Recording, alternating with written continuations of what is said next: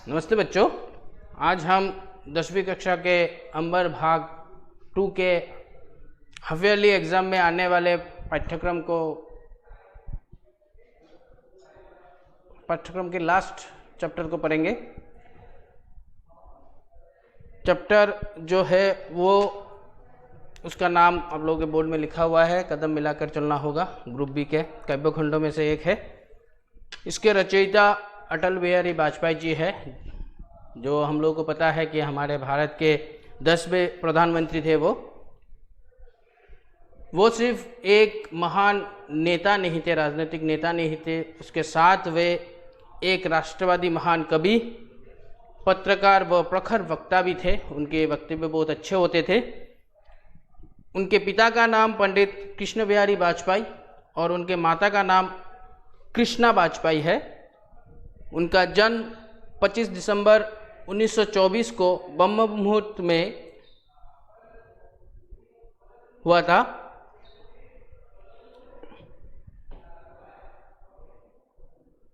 आज के राजनीतिक स्तर को अगर हम लोग देखेंगे तो उसमें से जो महान दो राजनीतिक लोगों के नाम आते हैं, उनमें से एक नाम इनका भी है। 1992 अंग्रेजी में उनको पद्म भूषण पुरस्कार से सम्मानित किया गया था। 1994 को लोकमान्य तिलक पुरस्कार दिया गया था। 1994 को श्रेष्ठ सांसद पुरस्कार भी मिला था उनको। 2004 को भारत रत्न मिला है उनको। उनकी दो प्रमुख कविता संग्रह है मेरी 51 कविताएं, जो 1995 अंग्रेजी में लिखा गया था, और एक है नो दैन नो पलायनम, जो 1998 अंग्रेजी में लिखा गया था। सन 1993 में वे कानपुर विश्वविद्यालय द्वारा पीएचडी की मानद उपाधि से सम्मानित किए गए। उनको पीएचडी डिग्री दिया गया था, सम्मानित किया गया था उस डिग्री के साथ। पंचजन्य साप्ताहिक पत्रिका में वो संपादन करते थे। राष्ट्रधर्म मासिक पत्रिका में भी वो संपादन करते थे। स्वदेश दैनिक पत्रिका में, मतलब जो रोज आता है, उस पत्रिका में भी वो संपादन करते थे। उनके संपादक थे वो वीर अर्जुन दैनिक पत्रिका, इसके भी संपादक वही थे। सन 1977 में विदेश मंत्री के रूप में संयुक्त राष्ट्र संघ, मतलब यूनाइटेड नेशन में पहली बार हिंदी में भाषण दिया, जो भारत के लिए एक गर्व का विषय था। यूनाइटेड नेशन में उन्होंने हिंदी में भाषण जो दिया था, उसके वो भारत के लिए एक गर्व का विषय है। भारतीय स्वतंत्रता आंदोलन में सक्रिय योगदान कर वे 1942 में जेल भी गए थे। वाजपेयी जी राष्ट्रीय स्वयंसेवक संघ के सक्रिय सदस्य और 1991 में गठित राजनीतिक दल भारतीय जनसंघ के संपादक थे, जो आज भारतीय जनता पार्टी नाम से जाना जाता है। वे 6 अप्रैल 1980 को स्थापित भारतीय जनता पार्टी के प्रथम अध्यक्ष थे। वो भारतीय जनता पार्टी के प्रथम अध्यक्ष थे, प्रेसिडेंट या चेयरमैन बोल सकते हो आप लोग। उन्हें 2004 में भारत रत्न से सम्मानित किया गया, जो मैंने पहले ही बोल दिया है आप लोगों को। विख्यात गायक, गजल गायक जो है जगजीत सिंह ने अटल जी की चुनिंदा कविताओं को संगीतबद्ध कर एक एल्बम भी निकाला है। अब अटल जी की जितने भी कविताएं उन्होंने रचना किया है, उसको संगीतबद्ध किया है संगीत के द्वारा। इवन जो पाठ आज हम लोग पढ़ रहे हैं, उसका भी गाना आप लोगों को सुनने को मिल जाएगा, वो भी एक गाना की तरह ही है। दिल्ली के अखिल भारतीय आयुर्विज्ञान संस्थान में अटल जी का निधन 16 अगस्त 2018 को हुआ था। दिल्ली के अखिल भारतीय आयुर्विज्ञान संस्थान, मतलब एम्स में उनका निधन हुआ था 16 अगस्त 2018 को, आज से 2 साल पहले। ये थी कवि के बारे में जानकारी। ये जो पाठ है, ये हम लोग को बहुत सारे प्रेरणा देता है। ये प्रेरक पाठ है। इसमें कवि ने कहा है कि जीवन में सिर्फ अकेले नहीं चलना है, दूसरों को साथ लेके जीतना, दूसरों के साथ लेके जीना, इसमें जो आनंद है वो आनंद किसी और चीज़ में नहीं है। जीवन के पथ में बहुत सारे बाधाएं, बहुत सारे तकलीफ़ें आते हैं, इन सब से जूझ कर, विचलित ना होकर, इन सब को पार करके जो अपने लक्ष्य को पाता है वो ही सफल होता है अपने जीवन में। तो ज़्यादा कुछ ना बोलते हुए शुरू करते हैं कविता को। कदम मिलाकर चलना होगा, मतलब सबको मिलकर चलना होगा, कदम से कदम मिलाकर चलना होगा। पहले पूरे विश्लेषण करने से पहले कविता को एक बार पढ़ लेते हैं। बाधाएं आती हैं आए, घिरे प्रलय की घोर घटाएं, पांवों के नीचे अंगारे, सिर पर बरसे यदि ज्वालाएं, निज हाथों में हंसते हंसते आग लगाकर जलना होगा, कदम मिलाकर चलना होगा।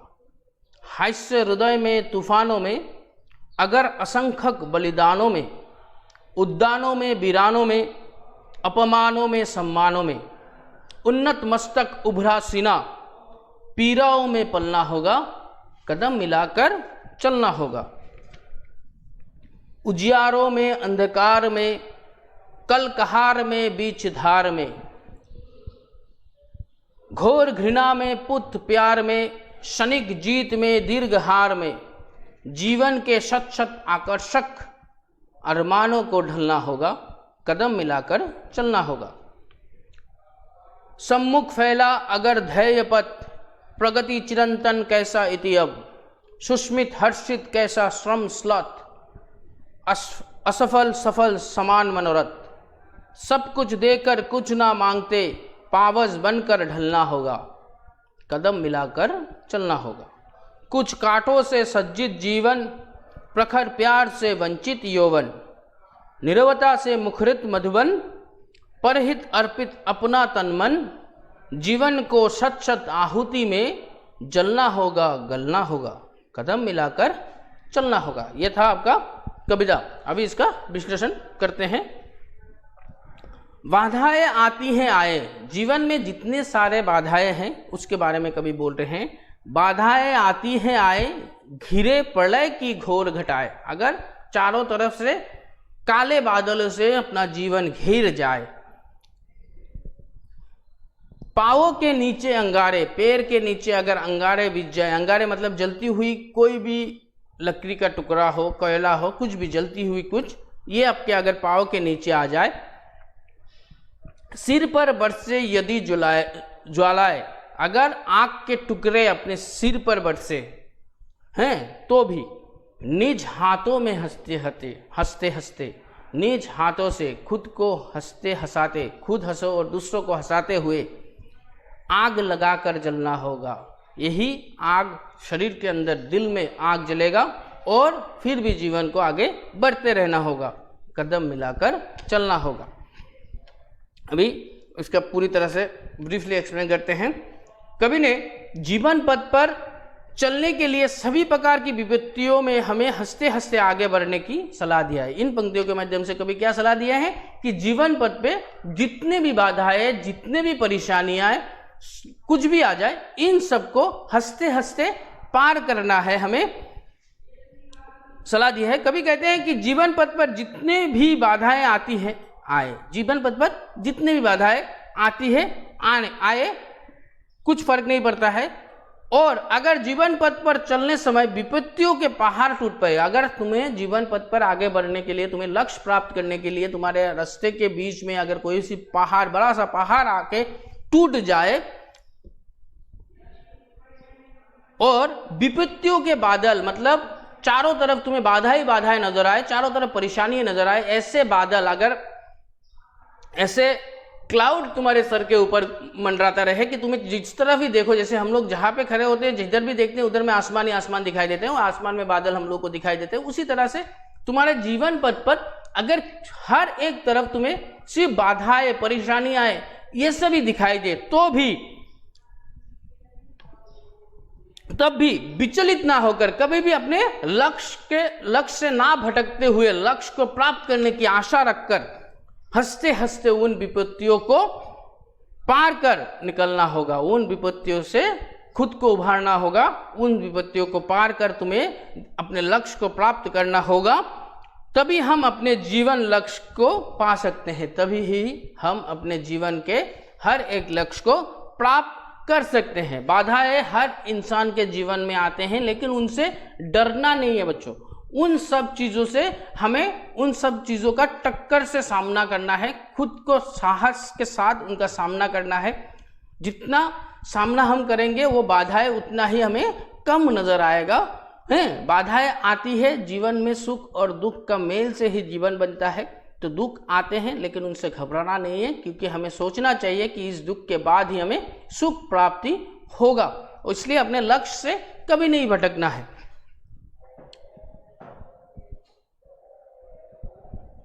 हास्य रुदन में, तूफानों में, अगर असंख्य बलिदानों में, हास्य रुदन में मतलब हंसने में, रोने में, तूफानों में, झड़ आ जाए तुम्हारे जीवन में, अगर कोई भी तूफान आ जाए तो भी, अगर असंख्य बलिदानों में, उस जीवन पद को प्राप्त करने के लिए तुम्हें बहुत सारे लोगों का बलिदान भी देना पड़ेगा, तुम्हें बहुत कुछ चीजों का सेक्रीफाइस करना पड़ेगा। इन सबों में भी हैं, फिर बलिदानों में, उद्यानों में, वीरानों में, उद्यानों में जैसे किसी भी उपवन में, वीरानों में बहुत सारी खुशियां तुम्हें कभी मिल जाएगा, कोई बहुत सारे दर्द, ऐसा लगेगा कि तुम इस जीवन पथ में तुम अकेले पड़ चुके हो, ऐसा भी कभी कभी तुम्हें लगेगा।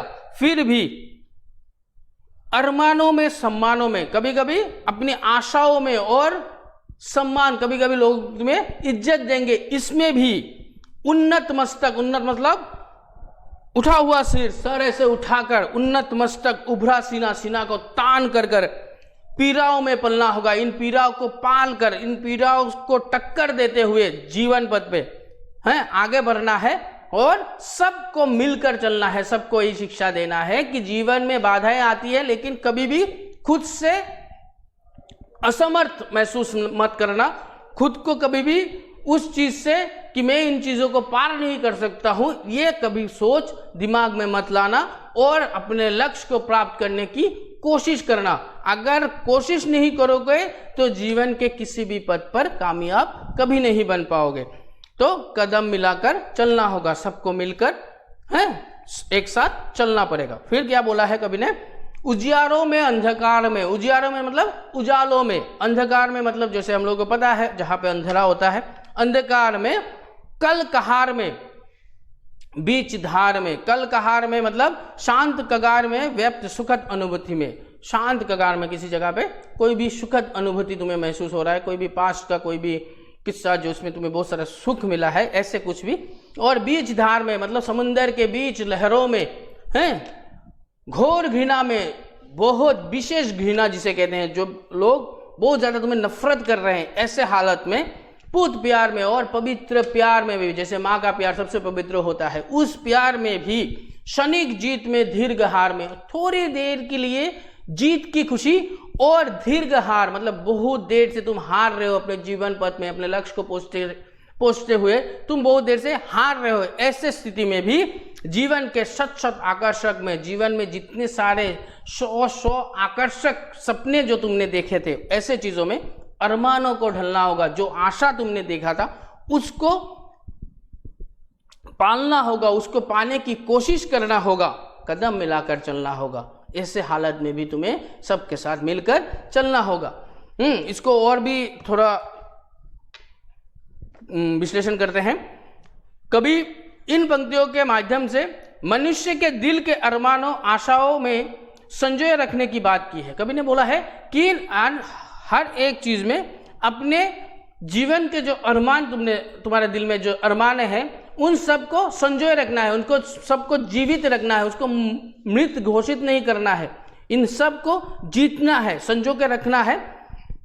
क्योंकि अरमानों से ही मनुष्य अपने लक्ष्य की ओर आगे बढ़ता है। क्योंकि अगर तुम्हारे मन में आशा ही नहीं हो, कोई चीज की पाने की ख्वाहिश ही ना हो, तो जीवन पथ पे तुम आगे नहीं बढ़ोगे। और हर एक बाधाओं को पार कर कर तुम्हें अपने उस अरमानों को, उन आशाओं को जीवित रखना है। जब तक अपने जीवन में कुछ करने या पाने की इच्छा नहीं रहेगा, तब तक वो अपने उपेक्षित लक्ष्य की ओर आगे नहीं बढ़ पाएगा।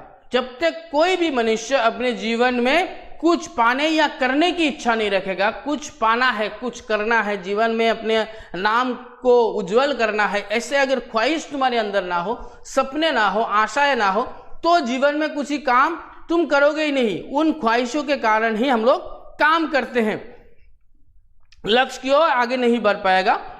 चाहे जीवन में अंधकार प्रकाश घृणा, चाहे जीवन में, जो कवि ने बोला है, जीवन में अंधकार प्रकाश घृणा प्रेम हार जीत, ये जीवन में आवश्यक होते हैं। ये सभी चीज, कभी खुशी मिलेगी, कभी गम मिलेगा, कभी अंधकार छा जाएगा, कभी घृणा मिलेगा या कभी प्रेम मिलेगा, कभी थोड़ी देर के लिए जीत मिलेगा, है बहुत समय के लिए हार मिलेगा। इन सब स्थितियों में भी जीवन के, ये सब स्थितियां जीवन में आवश्यक होते हैं, ये सब स्थितियां जीवन में आते ही रहते हैं। अतः इन सब चीजों से बिना डरे, इन सब चीजों से बिना डरे टकराते हुए अरमानों को संजोए पूरी करने की सोच रखनी होगी। इन सब चीजों से बिना डरे अपने अरमानों को, अपने लक्ष्य को पूरी करने की, अपने लक्ष्य को पाने की पूरी तरह से कोशिश करनी होगी, तभी तुम्हें सफलता मिलेगा। बहुत सारे लोग, बहुत सारे प्रियजन तुमसे इस पथ में बिछड़ जाएंगे, बहुत सारे बलिदान तुम्हें करना पड़ेगा, बहुत सारे घृणाओं का सामना करना पड़ेगा। इन सब चीजों से भी ना घबराए, ना डरे, विचलित ना हुए, सब कुछ को जीवन का एक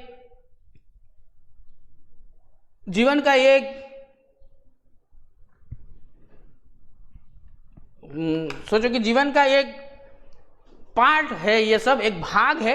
इन सबको पार करते हुए तुम्हें आगे बढ़ना होगा और सबको मिलाकर चलना होगा। फिर बोला है कवि ने, सम्मुख फैला अगर धैर्य पद, सम्मुख फैला तुम्हारे सामने ही धैर्य पद, विराट आकार का एक पद, लक्ष्य प्राप्ति का जो पद, धैर्य का मतलब लक्ष्य है, लक्ष्य, तुम्हारा लक्ष्य सम्मुख ही है। प्रगति चिरंतन कैसा इतिहास, अगर प्रगति चिरंतन, जो उन्नति का रास्ता तुमने सोचा था, बचपन से सोचते आ रहे हो या थोड़ा बड़े होके तुमने सोचा है, तो अब प्रगति चिरंतन कैसा इतिहास, चिरंतन मतलब बहुत पुराने समय से तुमने ये सोच के रखा है, तो अभी इसका इति मतलब समाप्ति क्यों घोषणा कर रहे हो कि अभी तुम इन परेशानियों से थक गए हो, इसलिए मैं बोल रहा हूं कि नहीं, मुझे ये लक्ष्य नहीं प्राप्त करना है, इन सब से हटना नहीं है। कभी बोल रहे हैं कि प्रगति चिरंतन, तुम्हारा उन्नति इस रास्ते से होगा, जो सपना तुमने बचपन से देख के आए हो, कैसा इतिहास, अभी कैसा विश्राम है, कैसी समाप्ति है। सुस्मित हर्षित कैसा श्रमश्लत, सुस्मित हर्षित सुंदर हंसी दो, और कैसा श्रमश्लत, श्रमश्लत मतलब श्रम मतलब काम करना, ठीक है, और श्लत मतलब मेहनत से क्या डरना, मेहनत से क्या डरना, कि अपनी जिंदगी भर मैंने इस लक्ष्य को प्राप्त करने की कोशिश की है, और अभी जब मेरा ये लक्ष्य मेरे सामने नजर आ रहा है, मुझे अभी ये लक्ष्य मिल जाएगा, और अब मैं उन चीजों में क्यों डरूं, किस लिए डरूं, इन बाधाओं से क्यों डरूं। असफल सफल समान मनोरथ, असफल होना सफल होना, इन सब चीज तुम्हारे मन की इच्छा के ऊपर है। ये सब चीज, सफल होना असफल होना, ये तुम्हारे मन के ऊपर डिपेंड करता है। हर एक चीज तुम्हारे मन में आते हैं कि हाँ, मैं इस रास्ते में चलकर सफल भी हो सकता हूं, असफल भी हो सकता हूं, ये सोच तुम्हारे अंदर की है, ठीक है। सब कुछ देकर कुछ ना मांगते, निस्वार्थ तो सेवा करके, निस्वार्थ तो सेवा करो, है, निस्वार्थ से मुझे अपने लक्ष्य की ओर आगे बढ़ो, सफलता ऐसे ही तुम्हें मिलेगी। मन में कभी भी ये बुरी चिंताएं मत लाओ कि मुझे सफलता नहीं होगा, मैं असफल हो सकता हूं, ये सोच ही अपने दिमाग में कभी मत लाओ। पावस बनकर ढलना होगा, कदम मिलाकर चलना होगा। पावस बनकर, इधर में पावस जो शब्द है, ये शब्द का मतलब होता है वर्षा काल, ठीक है। तो पावस यानी वर्षा ऋतु, जैसे इस लाइन से मैं पूरे पंक्तियों को विश्लेषण कर रहा हूं। पावस यानी वर्षा ऋतु, वर्षा ऋतु जैसे धरती की हर एक जल से वो परिपूर्ण कर देता है, हर एक कोने को जल से परिपूर्ण कर देता है। वर्षा जब होता है, चारों तरफ वर्षा बारिश होती है, जल से भर जाता है, चारों तरफ खुशियां बिखर देती है। चारों तरफ खुशियां मतलब किसानों के लिए खेती करने में खुशियां होता है, पेड़ पौधों को पानी मिलता है, इसलिए वो लोग भी फूलते हैं, मतलब और भी विस्तृत होते हैं। वर्षा में जैसे किसानों से लेकर प्रकृति के तमाम उपादान खुश हो जाते हैं। जैसे वर्षा ऋतु में हर एक प्रकृति के हर एक उपादान खुशी से झूम उठता है, चारों तरफ हरियाली है, हरियाली नजर आता है पृथ्वी के, उसी प्रकार मनुष्य के भी दूसरे के लिए कुछ कर गुजरने की इच्छा होनी चाहिए। उसी प्रकार मनुष्य को भी दूसरों के लिए, अगर तुम अपने लक्ष्य प्राप्ति में सफल हो जाते हो तो तुम दूसरों को भी ये सहायता कर सकते हो कि तुम्हें, अगर दूसरे का भी यही पथ हो तो तुम उसको बोल सकते हो, उसको एडवाइस कर सकते हो, उसको गाइड कर सकते हो कि इस पथ में ऐसे चलोगे तो तुम्हें कामयाबी प्राप्त होगा। और दूसरों को साथ लेकर जो इंसान आगे बढ़ता है वही जीवन में सफलता प्राप्त करता है। फिर कभी लास्ट अंतिम पंक्तियों में कभी कहते हैं, कुछ कांटों से सज्जित जीवन, कुछ कांटों से, जीवन में कुछ जगह जगह पे तुम्हें कांटों का सहारा भी मिलेगा, ठीक है। सज्जित है तुम्हारा जीवन, उससे सजा हुआ है तुम्हारा जीवन। प्रखर प्यार से वंचित यौवन, और बहुत ज्यादा प्यार से वंचित यौवन, तुम्हारे जवानी चले जाएगी, तुम्हें प्यार की प्राप्ति कभी नहीं होगा, प्रेम की प्राप्ति नहीं होगा, बहुत ज्यादा प्यार जो जवानी में होता है। निरवता से मुखरित मधुवन, निरवता से मतलब सन्नाटा से ढक जाएगा तुम्हारा ये ब्रज भूमि, ये जो तुम्हारा शरीर है, ये तन मन धन, तुम्हारा जो ये तन मन है, ये शरीर है, ये निरवता से, सन्नाटा से ढक जाएगा। क्या है मेरे जीवन में? कुछ नहीं है, सब कुछ मुझे छोड़ के चले गए, मेरे लक्ष्य प्राप्ति के लिए मैं सबको छोड़ के चले आया हूं, आज मैं लक्ष्य प्राप्त कर चुका हूं। तो तुम्हें कैसे खुशी मिलेगा? कैसे? तुम्हारा जीवन में पूरी तरह से सन्नाटा छा जाएगा। लेकिन वही चीज अगर तुम दूसरों को लेकर कामयाब बनोगे, दूसरों के साथ लेकर कामयाब बनोगे, खुद भी कामयाब होगे और दूसरों को भी कामयाबी के रास्ते पे कैसे आगे बढ़ना है ये सोच दिखाओगे, तभी तुम्हें सफलता और खुशी दोनों मिलेगा।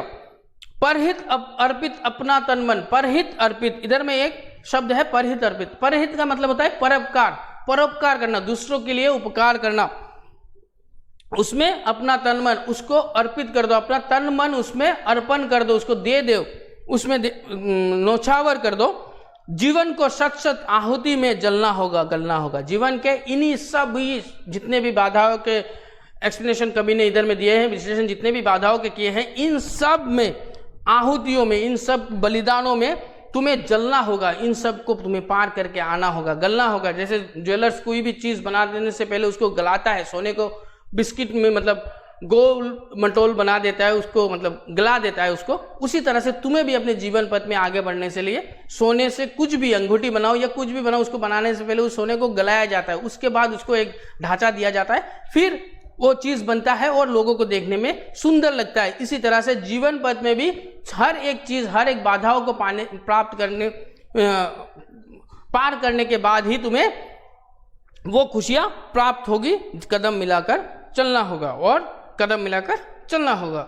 लास्ट की पंक्तियों को, मनुष्य का जीवन केवल स्वयं के लिए नहीं होता। कभी कहते हैं कि मनुष्य का जीवन सिर्फ खुद के लिए नहीं होता है, परहित यानी परोपकार में ही मनुष्य की परम आनंद प्राप्त होता है। परहित यानी परोपकार में ही मनुष्य को परम आनंद, जिस आनंद की तुलना कभी ना की जा सके। जब कोई भी लोग तुम्हारे नाम का सुनाम करते हैं, कोई भी लोग तुम्हें बोलते हैं कि ना ये लड़का ये लड़की बहुत अच्छे, ये अच्छे विद्यार्थी हैं, जब टीचर तुम्हें बोलते हैं हाँ गुड बॉय गुड गर्ल, ये जब तुम्हें इंस्पायर करते हैं तो तुम्हें सुनने में अच्छा, जब लोग तुम्हारे नाम का सुनाम करते हैं तो सुनने में अच्छा लगता है। यही कवि बोल रहे हैं कि अगर तुम परोपकार करोगे, दूसरों के लिए उपकार करोगे, तो ही लोग तुम्हारे नाम को याद रखेंगे। ये नहीं कि वो बोलेंगे तुम अच्छे हो, ये ना बोल सके, लेकिन फिर भी तुम्हें मन में मन ये विश्वास होगा कि आज मैंने एक अच्छा काम किया है, एक गरीब इंसान की मदद की है, एक मेरे क्लासमेट को एक कलम देके मैंने एक मदद किया, वो खुशियां अलग सा ही होता है। शास्त्रों में भी परोपकार को सबसे बड़ा धर्म माना गया है। शास्त्रों में भी बोला गया है कि परोपकार सबसे बड़ा धर्म है। सभी धर्मों से श्रेष्ठ धर्म कौन सा है? परोपकार का धर्म, मतलब लोगों के लिए उपकार करना, पर लोगों के लिए। इसलिए कभी कहते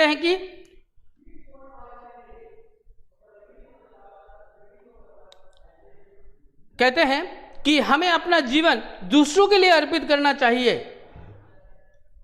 यहां कभी कहते हैं कि हमें अपना जीवन दूसरों के लिए अर्पित करना चाहिए, लोगों की सेवा के लिए अर्पण करना चाहिए। जैसे हम लोग हमारे कवि के बारे में अगर बात करते हैं तो वो भी अपने राजनीतिक बाकी नेताओं में से थोड़ा अलग है। जैसे अगर राजनीतिक नेताओं का नाम आता है तो इंदिरा गांधी, जवाहरलाल नेहरू, इनके बाद अब्दुल कलाम और अटल बिहारी वाजपेयी जी के नाम सबसे उच्च में आता है मेरे नज़र से। मैं उनको बहुत ज़्यादा इज्जत करता हूँ, मुझे लगता है कि आप लोग भी कर रहे होंगे, ठीक है, करते होंगे। अपने जीवन में दूसरे के लिए अर्पित करना चाहिए। यहाँ कवि ने व्यक्ति से बढ़कर समाज या राष्ट्र की भलाई की कल्पना किया है। या कवि ने इन पंक्तियों के माध्यम से कवि क्या कहते हैं कि व्यक्तियों से नहीं, खुद की भलाई के छोड़कर उन्होंने समाज या राष्ट्रों की भलाई के बारे में सोचा है। अगर एक व्यक्ति डॉक्टर बन जाता है और बाकी सभी बीमार पेशेंट बन जाता है तो एक अकेला बंदा कितने को संभालेगा, ठीक है। तो उसी तरह से सिर्फ एक की भलाई होने से अच्छा नहीं होता है, समाज या राष्ट्र के अच्छा नहीं होता है। जब सब अच्छे हो जाते हैं तभी समाज या राष्ट्र का नाम सुनाम सब कुछ अर्जन होता है।